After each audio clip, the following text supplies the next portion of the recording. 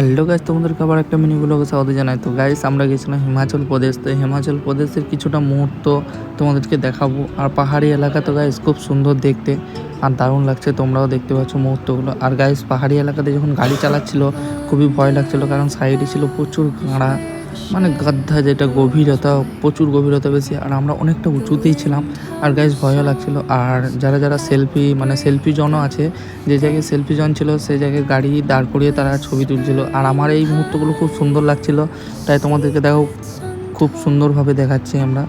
আর দেখো গাইস, জায়গাটা কত সুন্দর, খুব সুন্দর লাগছে আমার। আর সে যাই হোক না কেন গাইস, তোমাদেরকে আমি এই যে ব্লগগুলো দিচ্ছি কেমন লাগে একটু বলো।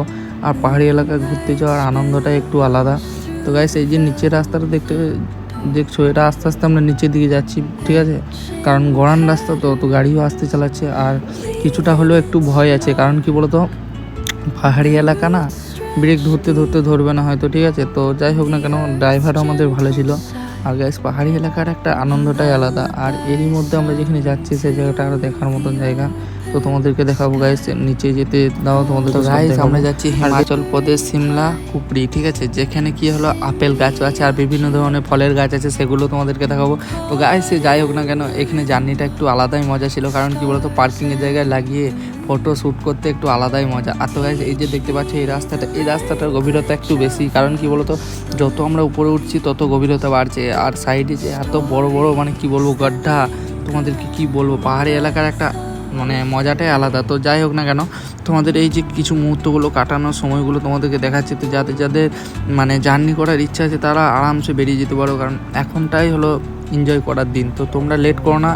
আর সত্যি কথা বলতে কি বলো তো, স্লো মোশনও দেখাবো তোমাদেরকে, দাঁড়াও আমাকে যেতে দাও, যেতে যতক্ষণ গাইস, তো তোমরা ওয়েট করো। আর সে যাই হোক না কেন গাইস, এই যে সাইডে গাছগুলো দেখতে পাচ্ছ, এই গাছগুলোর উচ্চতা প্রায় 300 থেকে 400 ফুট উচ্চতা। তো গাইস, দেখতে পাচ্ছ সাইডে লাগানো আছে ব্যারিকেড। আর এই এলাকা বলে পাহাড়ি গাছ গাইস।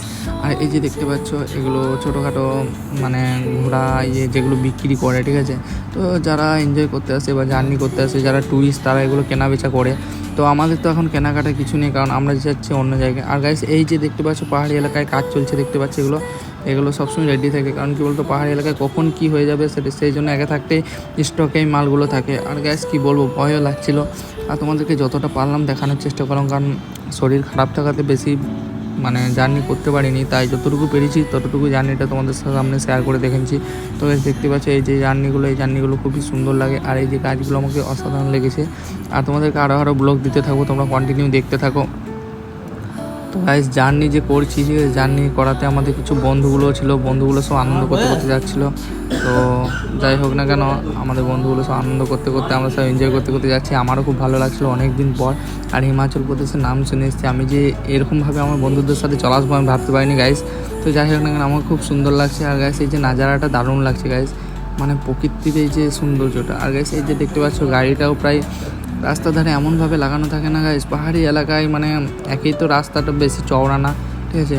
গভীরতাটা বেশি, কিন্তু পাহাড়ি এলাকার রাস্তা বেশি চওড়া না, ঠিক আছে গাইস? মানে ঘুরন্ত পাকের মতন, যেমন সাপ কেমন হয় পেচকিন, সেরকম ঘুরন্ত এলাকা। তো সে যাই হোক, বাদ দাও এসব কথা। আমি তোমাদেরকে এই জার্নিটা অনুভব করতে চাইছি, মানে তোমরা এই জার্নিটা এনজয় করো। আর যদি ভালো লেগে থাকে তো লাইক, কমেন্ট, শেয়ার করে দিও। আর আমার ইউটিউবে যারা আছে তারা সাবস্ক্রাইব করে দিও। চলো টাটা, নেক্সট ব্লগে দেখা হচ্ছে, বাই।